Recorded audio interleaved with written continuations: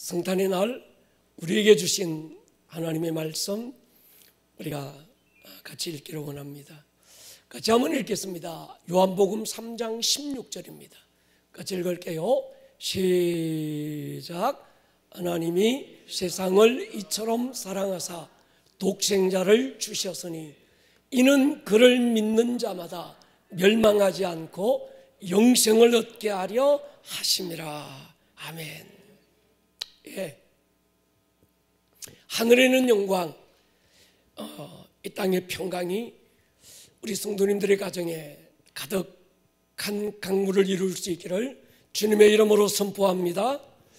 전례 없던 고요한 밤, 거룩한 밤, 성탄절을 우리가 보내고 있습니다. 그러나 그렇다고 성탄의 의미가 축소되는 것도 아니고 성탄의 그 결과가 은폐되는 것도 아닐 것입니다. 오히려 세상의 화려한 문화로 전락했던 성탄의 의미에서 모든 거품들 다 빠지고 성탄의 본질의 의미가 회복되는 이 특별한 은혜의 성탄절이 올 성탄절이 될 수 있기를 주님의 이름으로 축원합니다. 사람들은 하나님이 어떤 분이신가를 알기 위해서 성경을 연구하지만 성경 어디에도 하나님은 이런 분이다 설명해 주는 것도 없고 설득을 시켜주는 것도 없습니다. 성경은 인간의 또 다른 이해를 요구하지도 않습니다. 다만 하나님은 이런 분이라고 하는 선포만 있을 뿐입니다. 하나님은 인간의 논리나 이론으로 설명될 수 있는 분이 아니지요. 인간의 지식과 설명으로 하나님을 설명할 수 있고 또 이해될 수 있다면 하나님은 하나님이 아닐 것입니다. 인간이 만든 인간 수준의 종교일 뿐인 거지요. 여러분, 하나님을 이해하려고 하지 마시고 믿으려고 할 수 있기를 축복합니다. 하나님은 우리 이해의 대상이 아니고 믿음의 대상입니다. 창세기 1장 1절에 태초에 하나님이 천지를 창조하셨다. 빛이 있어라. 하나님의 선포만 있을 뿐인 거지요. 성경 보면 이렇게 해서 하나님이 천지를 창조했다. 이론도 설명도 없습니다.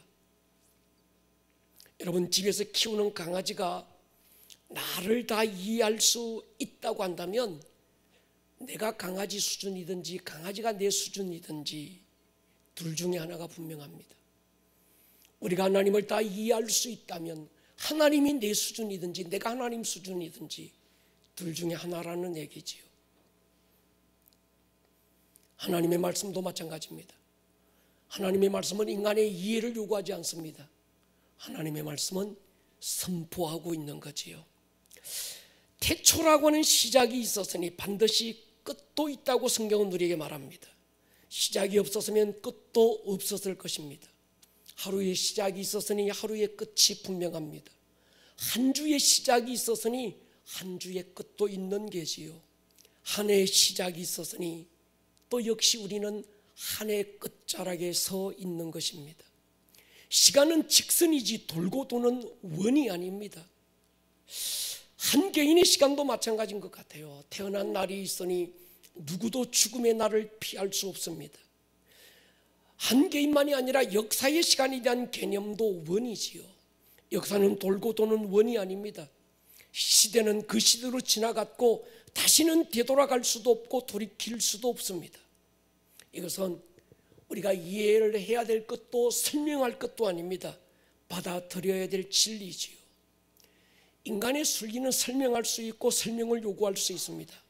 그러나 진리는 우리가 이해하든 이해하지 못하든 그대로 이루어지는 거지요. 진리를 설명할 수도 없겠지만 진리가 설명된다고 인간이 다 이해될 수 있는 것도 아니지요. 아침에 왜 해가 뜨는지 왜 해가 지는지 이해한다고 빨리 지고 이해하지 못한다고 새벽이 오지 않는 건 아닐 겁니다.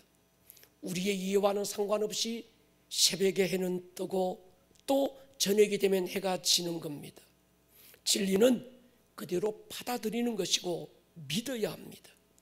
세상은 돌아가는 이치와 순리를 말하지만 성경은 우리에게 진리를 말씀하고 있습니다.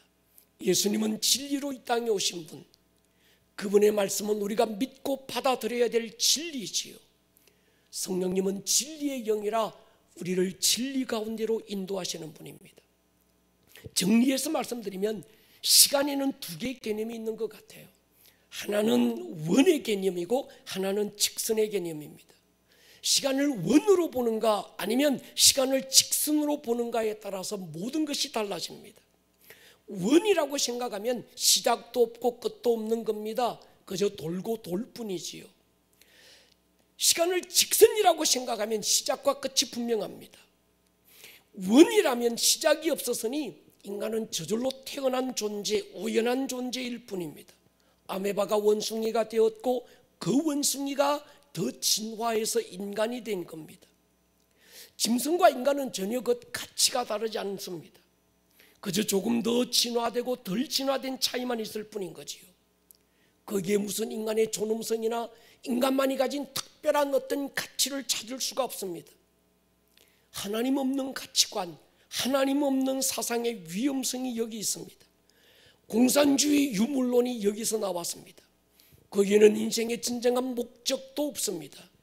누군가가 왜 사느냐 물으면 썩소 그저 썩은 미소만 지을 뿐인 거지요. 내 의지 없이 태어났으니 의지 없이 살고 있을 뿐입니다. 세월이 어른이 나이를 먹고 늙어가고 죽는 것이 인생의 전부지요. 죽음은 가장 허무하고 가장 두려운 종말이 되어집니다. 많이 가지면 많이 가질수록 불안하고 두렵고 많이 알면 많이 알수록 인생은 허무합니다. 살아온 세월이 많을수록 인생은 허무와 무상으로 끝이 나는 겁니다. 그러나 시간을 직선으로 생각하면 시작과 끝이 보입니다. 우연은 결코 없습니다. 나의 시작과 끝이 내게 있지 않고 시작하게 하신 하나님께 있다는 것에 눈이 열립니다. 우리 중 누구도 우연히 태어난 존재가 없고 우연히 돌아가는 존재도 없습니다. 분명한 어떤 목적이 있어서 나를 이 땅에 보내신 그분이 계시는 겁니다. 성경은 시간에 대해서 직선이라고 분명하게 밝히고 있습니다. 시작이 있었고 끝이 있다고 명명백백하게 밝히고 있는 거지요. 우리가 이 시간이 직선이라는 그 개념을 전제로 두고 보면 오늘이라고 하는 이 시간 어떻게 살아야 될지가 분명한 답이 나옵니다. 성경은 인간이 만든 학문이나 사상이나 진리가 지식이 아닌 거지요. 성경은 진리입니다. 진리가 뭘까요? 변치 않는 거지요. 진리인 성경은 인간은 하나님께서 특별한 목적을 두고 창조하셨다고 말씀합니다. 흙으로 인간의 육체를 만드신 하나님은 그 육체 안에 영과 혼을 두셨습니다. 자기 안에 영혼이 있다는 사실을 부인할 사람 아무도 없습니다. 사람의 마음이 눈에 보이지 않지만 내게 마음이 있다라는 걸 누가 부인할 수 있겠습니까? 마음이 어떻게 생겼느냐? 마음이 둥글더냐 아니면 네모처럼 반듯하냐 아니면 길쭉하냐 아니면 둥근 원이냐고 물으면 대답할 수 있는 말이 딱히 없지만 마음이 있기에 주기도 하고 마음이 있기 때문에 그 마음을 받기도 합니다. 존재가 없다면 상처를 받을 수도 없을 텐데 몸이 존재하기 때문에 상처를 받는 것처럼 마음도 존재하기 때문에 상처를 받는 거지요. 이 육은 흙에서 나왔기 때문에 흙에서 난 것으로 유지하다가 누구도 반드시 흙으로 돌아가고 하나님으로부터 나온 우리의 영혼은 반드시 하나님께로 돌아갑니다. 그래서 짐승은 죽으면 죽었다고 말하지만 인간의 죽음을 돌아가셨다라고 우리는 표현하는 겁니다. 흙에서 난 육체는 영혼이 입고 있는 의복과 같고 인간의 근본적인 본질은 육체가 아니라 바로 우리의 영혼이지요. 육체는 흙에서 나왔으니 흙으로 돌아가면 끝이지만 인간의 영혼은 영원히 살기 때문에 죽지도 않고 없어지지도 않습니다. 그래서 우리는 그 이름을 영혼이라고 부르는 거죠. 영원히 산다는 것입니다. 이 사실을 제가 또 자주 설명하는 이유가 있습니다. 하나님이 천지를 창조하셨다고 선포하신 것처럼 그 아들 예수님을 사람의 모습으로 이 땅에 보내셨다고 성경은 선포하고 있는데 중요한 것은 목적입니다. 하나님이 왜 그 아들을 사람의 모습으로 이 땅에 보내셨는가? 하나님의 아들이 세상에 오셔서 33년 공생의 생애를 살다가 십자가 위에서 죽고 부활하셔서 하늘로 가셨고, 그렇게 멀지 않은 시간에 다시 오신다라는 사실을 우리는 믿고 있습니다. 성탄절이 있으니 예수님이 오셨다라는 사실을 부인할 수 없습니다. 그분의 십자가가 너무나도 분명하기 때문에 예수님의 죽음을 누구도 부인할 수 있는 사람은 없습니다. 우리가 믿어야 될 게 있고 알아야 될 게 있어요. 하나님이 인간으로 오셨다, 이건 믿어야지요. 진리니까. 그분이 십자가 위에서 죽고 부활하셨다, 우린 그것도 믿어야 합니다. 성령으로 우리 안에 오셨다, 믿어야 될 진리입니다. 근데 우리가 알고 있어야 될 지식이 있습니다. 그 믿음을 전제로 하고 분명하게 알고 있어야 되는 어떤 지식, 그분이 왜 오셨느냐는 거예요. 오신 건 분명하고 오셨다라는 건 믿습니다.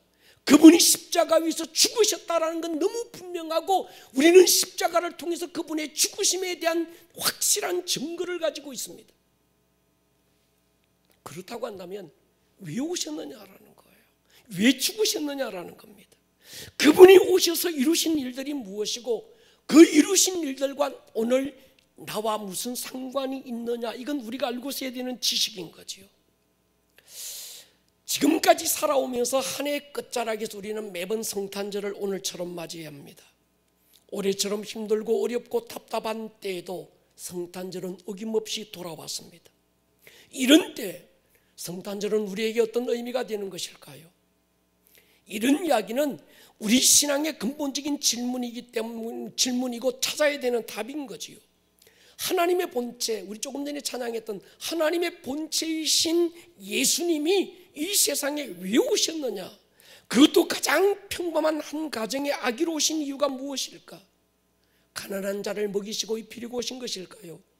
못 배운 제자들 불러서 배움의 한을 풀어주기 위해서 오신 것일까요? 아니면 소외되고 실패한 흙수저들을 불러서 금수저로 바꾸어 주려고 오신 것일까요? 그것도 아니면 로마를 뒤집어 엎고 탄압과 고통 속에 시달리는 이스라엘을 정치적으로 해방시켜 주려고 오신 것일까요? 만약에 그랬다면 꼭 인간의 모습으로 오시지 않고도 얼마든지 그 일들은 이루실 수가 있지 않았을까요?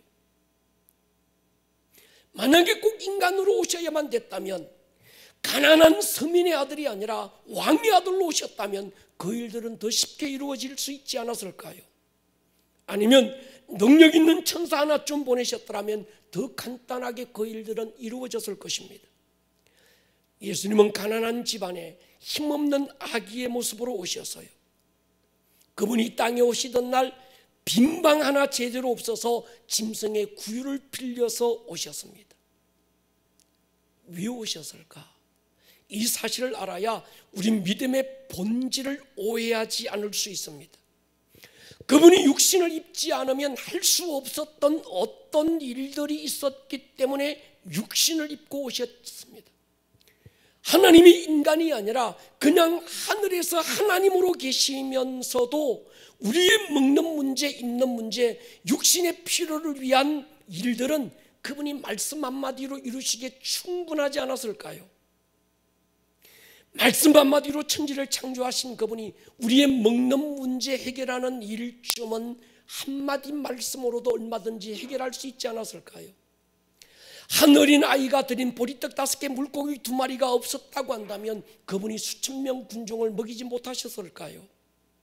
아니죠. 얼마든지 충분하셨습니다. 그분의 말씀 한마디에 바다가 순종했고 바람이 순종했습니다.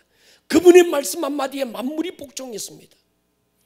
아브라함의 믿음처럼 자기가 믿는 하나님은 없는 것을 있는 것 같이 부르시고 죽은 자를 산자같이 불러내시는 그런 하나님을 우리가 믿는다고 한다면, 그분의 말씀 한마디쯤으로 먹이고 입히고 우리의 모든 병을 고치고 우리의 삶을 더 풍성하게 하는 일 얼마든지 가능하지 않았을까요? 그런 하나님이 왜 인간의 몸을 입고 오셔야만 했던 것일까요? 이것이 우리 신앙의 본질이죠. 결론적으로 말씀드리면 먹고 마시는 육신의 문제가 아니라 영원한 생명의 문제입니다. 그분은 우리에게 생명을 주려고 오신 분입니다. 그분이 인간의 모양으로 오시지 않으면 안 되었던 이유, 인간의 모양으로 오셔야만 우리에게 영원한 생명을 주실 수가 있었기 때문입니다. 한번 풀어가 보겠습니다. 죄의 결과가 영원한 죽음이라고 하는 건 하나님이 정하신 법이지요. 마찬가지로 피 흘림이 없으면 죄 사함도 없다라고 하는 것이 하나님이 정하신 법이었습니다.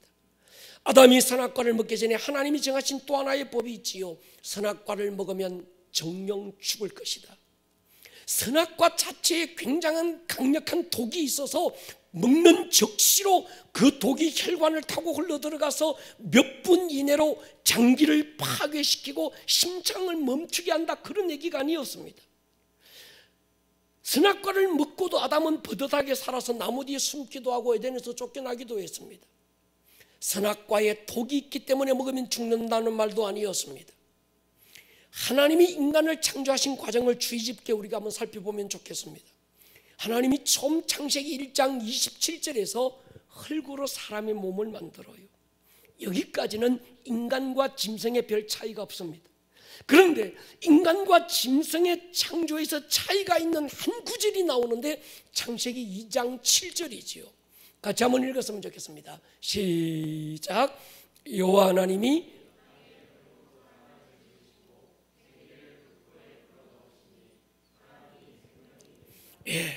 하나님이 짐승도 인간도 똑같은 어떤 존재인데, 육체를 가진 존재인데 인간에게만 하나님께서 그 코에 생기를 불어넣으시니까 인간이 생명, 사는 영, 영원한 영적 존재가 됐다는 거예요. 동의하십니까? 짐승에게는 생기를 불어넣어 주지 않았습니다. 생명이 된 존재는 오직 인간이 유일합니다. 그렇기 때문에 인간에게는 두 개의 나가 있습니다. 눈에 보이는 육체라고 하는 나, 보이는 나와 보이지 않는 영혼이라고 하는 나가 있습니다. 보이는 나인 육체는 흙으로 만들어져서 재료가 흙입니다. 흙에서 난 것으로 유지하다가 반드시 흙으로 돌아가지요. 그러나 인간에게는 육체가 흙으로 돌아간 후에도 생기를 불어넣으셨던 생명, 그 인간의 영혼은 하나님께로 돌아가는 겁니다. 이 인간의 육은 흙에서 난 것으로 살지만 인간의 영혼, 여러분들이 이해하기 쉽도록 마음이라고 하는 영혼은 흙에서 난 것으로 살 수 없습니다. 하나님의 말씀으로 사는 거지요. 그래서 예수님께서 확정했습니다.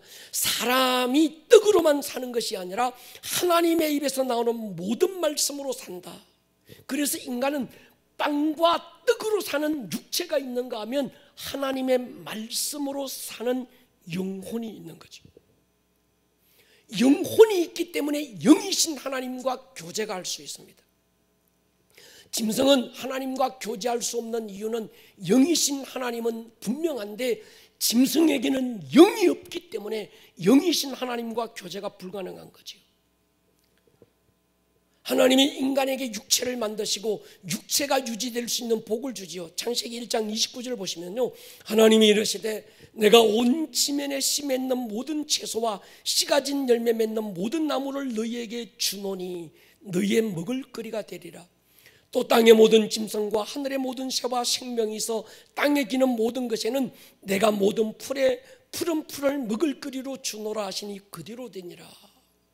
하나님께서 인간의 육체를 만드시고 그들에게 복을 주셨는데 이 육체가 유지될 수 있는 복을 주셨는데 이 땅에 있는 푸른 채소, 씨 맺는 모든 열매들, 한 짐승과 새와 땅에 기는 모든 것들은 우리 인간의 육체를 유지할 수 있도록 하나님께서 먹을거리로 주신 복이라는 거예요. 그런데 하나님께서 사람의 코에 생기를 불어넣고 영적 존재가 되었을 때는 이 영혼은 그것으로 유지될 수 없습니다.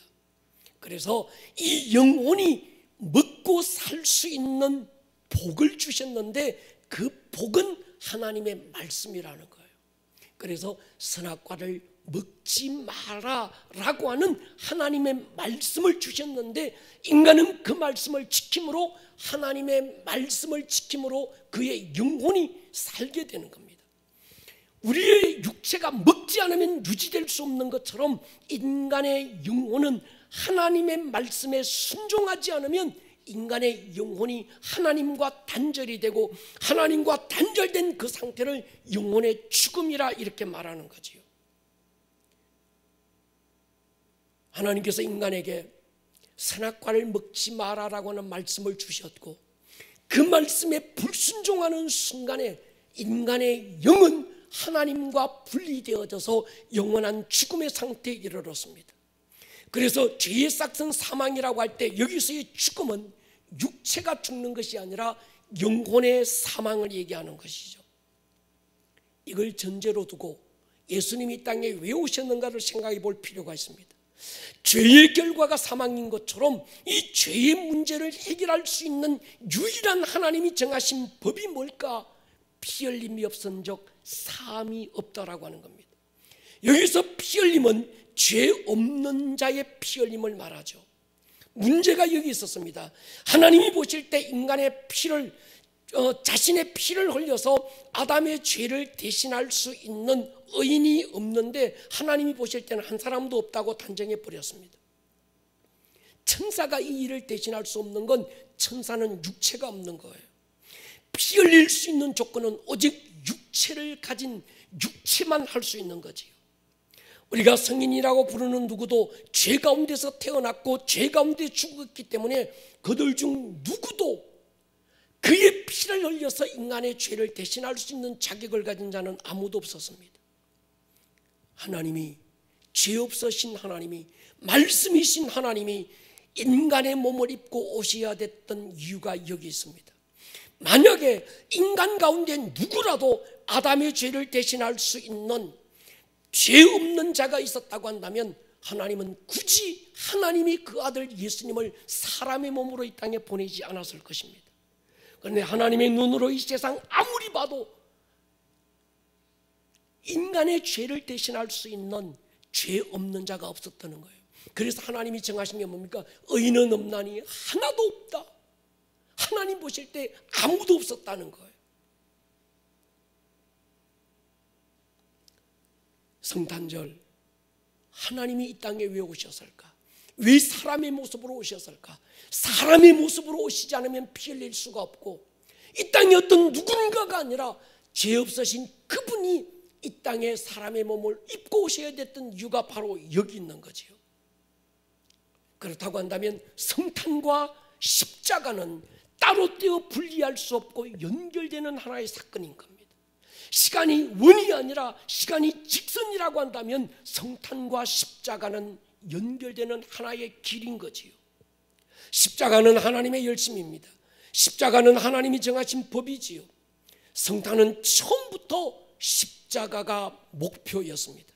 그래서 예수님은 자기가 이 땅에 오신 걸 이렇게 선포했습니다. 마태복음 20장 28절에 보면요, 인자가 온 것은 섬김을 받으려 함이 아니라 도리어 섬기려고 자기 목숨을 많은 사람의 대속물로 주기 위해서 왔다. 인자가 온 이유, 하나님의 아들이 이 땅에 육신을 입고 오신 이유, 바로 자기의 목숨을 많은 사람의 대속물로 주려고 왔다는, 요한복음 10장에 보십시오. 도둑이 오는 것은 도둑질하고 죽이고 멸망시키려고 왔지만 내가 온 것은 양으로 생명을 얻게 하고 더 풍성히 주려고 왔다. 예수님이 우리의 죄를 대신하시고 생명을 주기 위해서 사람의 모습으로 오셨고 십자가 위에서 다 이루었다 선포하셨다고 한다면 우리가 이 성탄절 그저 기쁘다 구주 오셨네, 메리 크리스마스는 징글뱅 어떤 단순한 놀이로서 가볍게 즐기고 그냥 춤추며 그냥 보내는 그런 하나의 문화가 아니라 우리가 그 예수님을 통해서 믿고 구하고 얻고 받아야 될 게 무엇일까? 바로 영원한 생명인 거죠. 여러분, 배운 자도 이 생명이 필요합니다. 많이 가진 자도 이 생명이 필요합니다. 어른들도 아이도 아니면 피 끓는 우리 청년들에게도 영혼이 있는 누구도 이 생명이 필요합니다. 영혼 없는 짐승은 예수님의 성탄이 아무 의미가 없습니다. 예수님은 그들을 위해서 사람으로 오신 게 아닌 거지요. 예수님이 땅에 오신 분명한 목적은 우리 사람을 위해서 오셨습니다. 사람을 위해서 십자가에서 피 흘리시고 죽으셨고 부활하셨습니다. 그러므로 여러분, 성탄절은 산타 할배가 선물 나누어 주고 나무에 예쁜 장식해서 걸어놓고 고요한 밤 거룩한 밤 노엘 캐럴 부르고 파티하는 그런 시시하고 작고 초라한 날이 아닙니다. 우리가 대면 예배를 부르고 함께 모여서 즐기고 축제할 수 있어서 성탄절이고, 이렇게 비대면으로 가정에서 우리가 예배하는 그저 이런 코로나 시즌의 성탄은 성탄이 아닌 것처럼 오해해서도 안 되는 것이요. 예수님이 오시기 전에 수없는 양들을 잡아서 그 피로 강물을 이루었어도 그 일은 예수님의 예표일 뿐이고 그림자였을 뿐입니다. 성탄은 어쩌다가 일어난 돌발적인 사건이 아니지요. 구약의 수많은 선지자들을 통해서 하나님의 어린 양이 오실 것이라고 약속하셨고, 수없는 양들의 죽음과 희생을 통해서 우리에게 주실 생명을 이미 예언하고 약속하셨습니다. 오늘 성탄절은 인류 역사가 두동강 난 바로 인류 역사 최고의 이벤트가 있었던 날입니다. 이 날이 기준이 돼서 BC와 AD 인류 역사는 두동강이 났습니다. 히스토리 역사는 히스토리, 그분의 이야기인 거지요. 그러므로 인류 역사의 주인공이 누굴까? 바로 그분이고, 모든 인류 역사의 기준이 누굴까? 그분이고, 모든 인류 역사의 가장 중요한 분이 누굴까? 바로 그분 예수 그리스도라는 것이요. 성탄은 하나님이 독생자를 주신 날입니다. 우리는 하나님의 독생자를 선물로 받은 날이죠.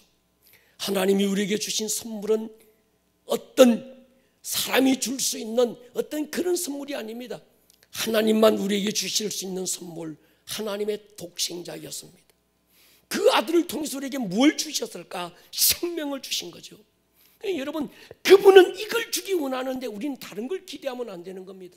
선물을 주는 분이 이걸 주기 원하면 선물을 받는 분도, 받는 사람들도 그분에게 기대해야 될 건 그분이 주고 싶고 주기를 원하고 주시는 선물을 기대해야 되는 거죠. 종교는 그들의 신이 무엇을 주겠다는 약속이 없습니다.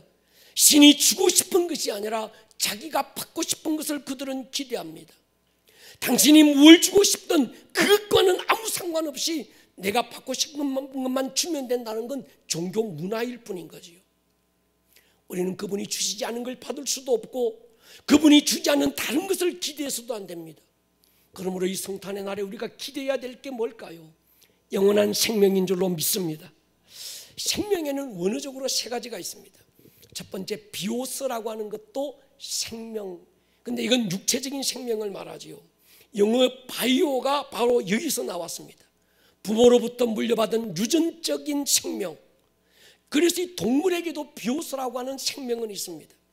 두 번째 생명은 푸시케라는 건데 이건 혼적인 생명이죠. 지식적이고 감각적인 것. 세 번째가 중요합니다. 조회라고 하는 이 말도 생명인데 이건 영적 생명, 영원한 생명을 말합니다. 성탄의 목적은 우리에게 조회라고 하는 영원한 생명을 주시는 겁니다. 조회라는 생명은 부모로부터 받을 수 있는 게 아닙니다. 이 땅에서 구하고 얻을 수 있는 것도 아닙니다. 오직 하나님이 그 아들 예수 그리스도를 통해서 우리에게 주신 하나님으로부터만 오는 선물이 바로 이 조회인 줄로 믿습니다. 어떤 종교에도 조회라고 하는 생명이 없습니다. 그들은 생명을 줄 수 있는 자격도 없고 생명을 줄 수 있는 능력도 없습니다. 오직 조회라고 하는 영원한 생명은 하나님 그 아들 예수 그리스도를 통해서 우리에게 베푸신 은혜인 줄로 믿습니다. 성탄은 영원한 생명을 주시기 위해서 하나님이 사람으로 오신 날이죠. 아담 이후로 굳게 닫혔던 천국의 문이 열린 날, 이번 성탄절은 우리가 그동안 그저 이 성탄의 본질적인 의미가 흐려질 수 있도록 이런 문화, 저런 종교적인 온갖 것들이 짬뽕이 돼서 정말 우리가 이 성탄절에 하나님이 주고 싶고 우리가 기대해야 될 것이 무엇인가 본질적인 것들이 흐려졌던 이때 쓸데없는 것품들 다 뽑아내고 다시 교회가 교회됨의 본질로 돌아가는 것처럼 성탄도 성탄됨의 본질을 회복할 수 있는 기회가 될 줄로 믿습니다. 그래서 오늘 우리가 읽었던 성경 말씀 요한복음 3장 16절은 우리가 어렸을 때부터 암송하고 있는 요절이지요. 두꺼운 성경을 압축하고 액기스 한 방울 딱 남긴다면 바로 요한복음 3장 16절이 될 것입니다. 이 요한복음 3장 16절이 중요한 이유가 있습니다. 예수님이 오신 근본적인 이유, 우리가 무엇을 믿어야 될지를 알게 하는 성경 전체가 한마디로 압축된 말씀이지요. 여러분, 그리스도인으로 산다는 건 착하게 살고 남 해코지 않고 내게 있는 건 남 퍼주면서 사는 것과는 차원이 다른 얘기입니다. 내가 예수를 믿고 하나님의 자녀로 산다는 건 영원한 생명을 가지고 산다는 말입니다. 예수님이 요한복음 3장 16절 이 말씀을 하시게 된 배경이 있습니다. 니고데모라고 하는 한 지식인이 한밤중에 주님을 찾아와서 물어요. 라삐요, 우리가 어떻게 해야 영생을 얻을 수 있겠습니까? 주님이 대답하죠. 물과 성령으로 거듭나야 된다. 그러니까 거듭난다는 것에 대한 개념조차 없었던 이 지식인이지만 다시 물어요. 어떻게 해야 우리가 거듭날 수 있습니까? 최고의 학부를 공부해서도 거듭남에 대한 지식이 없는 거죠. 여러분, 거듭남은 세상의 지식이 아니고 세상의 어떤 지식 찾을 수 있는 답이 아닙니다. 인간의 학문에는 거듭남이라는 지식 자체가 없습니다. 거듭남, 다른 말로는 영생을 말합니다. 니고데모의 이 질문에 주님께서 하신 대답이 요한복음 3장 16절이죠. 하나님이 세상을 이처럼 사랑하사 독생자를 주셨다. 너 거듭나고 싶니? 독생자를 믿으라는 거예요. 할렐루야. 여러분, 성탄절에 우리가 받아야 될 선물이 있습니다.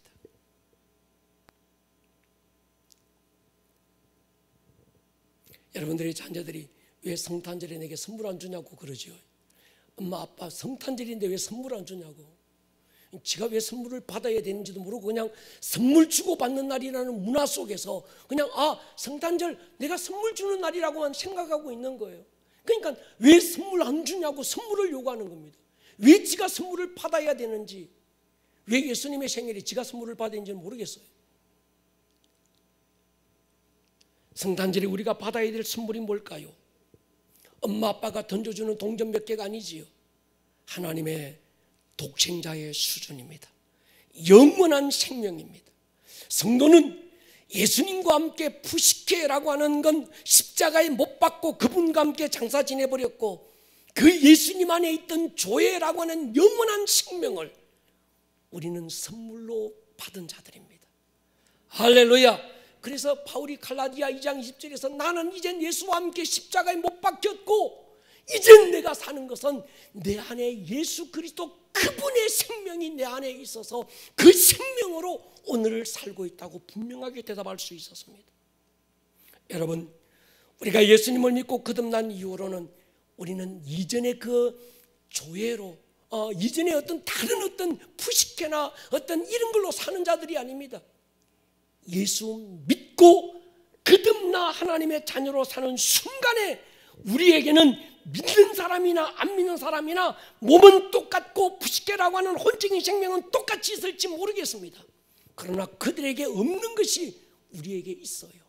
그것이 조회라고 하는 영원한 생명인 줄로 믿습니다. 내 안에 영원한 생명이 있다고 하는 확신이 없는 사람, 그들과 내 안에 하나님의 독생자로 베푸신 그 독생자 안에 있는 조회라고 하는 영원한 생명이 있는 자, 두 사람이 함께 공존하고 살고 있는 겁니다. 오늘 목사는 그런 안타까운 마음을 가져봅니다. 세상 밖에 있는 그분들이 어쩔 수 없다고 그러지만 혹시나 교회 안에서 함께 예배하고 있고 함께 찬양하고 있고, 어떤 사람은 집사라는 직분으로, 죄송합니다, 어떤 사람은 권사라는 직분으로, 미안하지만 어떤 사람은 목사라는 직분을 가지고 살면서도 아직 내 안에 조회라고 하는 예수의 생명이 있다라는 확신이 없는 사람은 없을까요?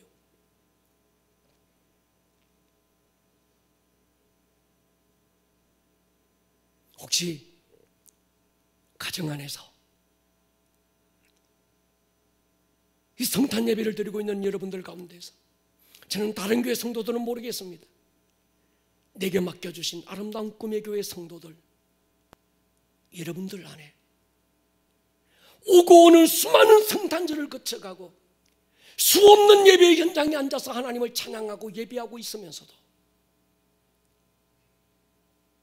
그저 하나의 종교적인 형식으로 경건의 모양만 가지고 내 안에 영원한 생명, 하나님의 독생자가 육체를 입고 이 땅에 와서 자기 몸을 찢고 가슴을 찢고 터져나온 피를 쏟아내놓고 우리에게 베풀어 주신 조회라고 하는 영원한 생명이 있다라는 확신이 없는 분이 있다면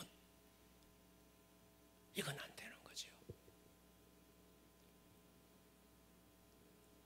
성탄절이 채 2시간이 남지 않았습니다. 다 지나가고 있습니다. 정말 안타까운 마음으로, 정말 여러분들을 사랑하는 마음으로 성탄절에 그분들에게 최고의 선물을 안겨드리고 싶습니다. 바로 여러분들 안에 조회라고 하는, 그분이 정말 주고 싶어서 하나님이 하늘의 영광 버리고 작고 초라한 말구 위에 이 땅에 오셔서 인간의 모습으로 오셔서 어거진 나무 토막에 자기를 걸어놓고 가슴을 찢어놓고 우리의 모든 그분의 피로 우리의 모든 죄를 사하고 예수님 안에 있던 생명 하나 주시기 위해서 이 땅에 오신 이 날에 그 생명을 선물로 받을 수 있기를 주의 이름으로 축원합니다. 그래야 성탄절이 될 수 있습니다.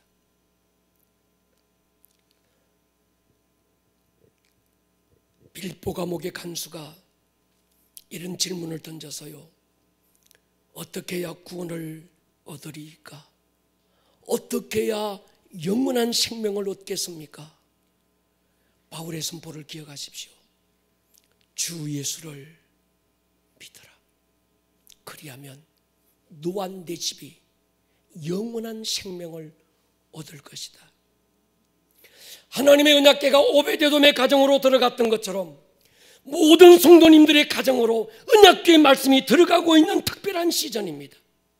오베데돔의 가정에 말씀이 들어간 것이 우연이 아니라 하나님의 섭리였다고 한다면 오늘 이 시간 이 특별한 성탄절에 여러분들의 가정 안에 성탄절의 진정한 의미가, 성탄절의 진정한 선물이 여러분들의 가정 안으로 들어가서 여러분들의 가정과 가족들이 구원 얻는 영원한 생명을 얻는 그런 특별한 시간이 될 수 있기를 주님의 이름으로 축원합니다. 예수님이 육체로 오신 성탄절을 부정하면 이단입니다. 그가 십자가에서 피 흘리시고 죽은 것을 부인해도 적그리스도의 영이라고 그럽니다. 마찬가지로 다시 오실 예수님을 부인해도 이단이고 적그리스도고 거짓 선지자의 영이 틀림없습니다. 엔타임을 부인하면 거짓 선지자가 틀림없습니다. 시간이 직선이라고 한다면 성탄은 십자가로 이어져야 맞고 그 십자가는 다시 오실 엔타임 우리 주 그분에게 이어져야 되지 않을까요? 오늘 이 성탄절 우리가 특별한 의미의 시간들이 되었으면 좋겠습니다.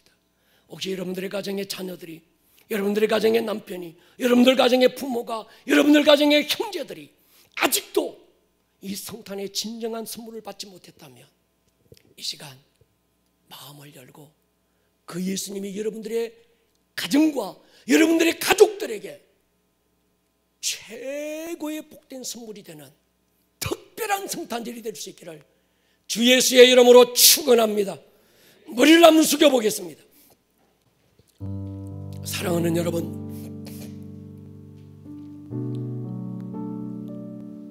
코로나는 세상에 요란한 것, 화려한 것, 시끄러운 것, 본질이 아닌 쓸데없는 문화가 되고 종교가 되고 지식이 되고 세상의 또 다른 사상과 이념이 되어버린 이 성탄의 진정한 의미를, 본질을 이 시간 회복시키고 있습니다. 여러분, 이 말은 엔타임이 가까웠다는 얘기입니다. 이 말은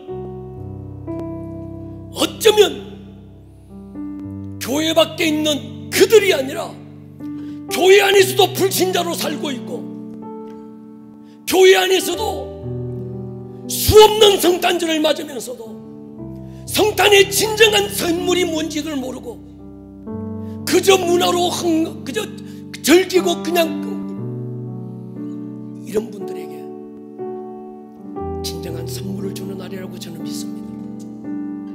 오늘을 놓치면 안 됩니다. 성경은 우리에게 말합니다. 불신자들이 교회 안으로 들어오는, 여러분, 전도의 문이 닫혀가고 있습니다. 땅끝까지 복음을 전하는 선교의 문도 닫혔습니다. 이 시즌은 알곡과 가라지를 구분하고 있습니다. 교회 안의 가라지, 교회 안의 종교인들, 교회 안에 있으면서도 구원받지 못한 불신자로 살고 있는 진정한 생명과 진정한 진리를, 영원한 생명을 얻지 못한 그들에게 마지막으로 주님이 주시는 기회이라고 저는 믿습니다. 성탄의 본질로 돌아가야 합니다. 어떻게 해야 구원을 얻겠습니까? 진지한 질문을 던져야 합니다. 답이 분명합니다. 주 예수를 믿으십시오. 할렐루야. 성도여, 주 예수를 믿으십시오. 교회 다니지 말고 주 예수를 믿으십시오. 그저 예배에 앉았지 말고 또 하나의 종교인으로 서지 말고 주 예수를 믿으십시오. 그리하면 여러분과 여러분의 가정이 구원을 얻게 될 것입니다. 이 시간 진지한 마음으로 마음을 활짝 한번 열어놓고 내게 생명을 주십시오. 주여, 내게 구원을 주십시오. 주여, 내게 은혜 베풀어 주십시오. 잠깐 우리 한번 기도하며 나아갈까요? 하나님, 저는 다른 교회는 모르겠습니다.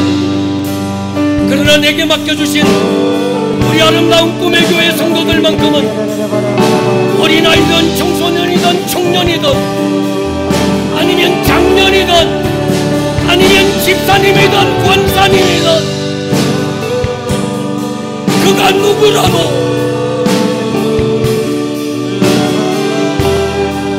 성탄의 진정한 선물을 받지 못했다고 한다면 그런 분이 있어서는 안 됩니다. 그걸 용납할 수 없습니다. 주님 역사해 주시고 오늘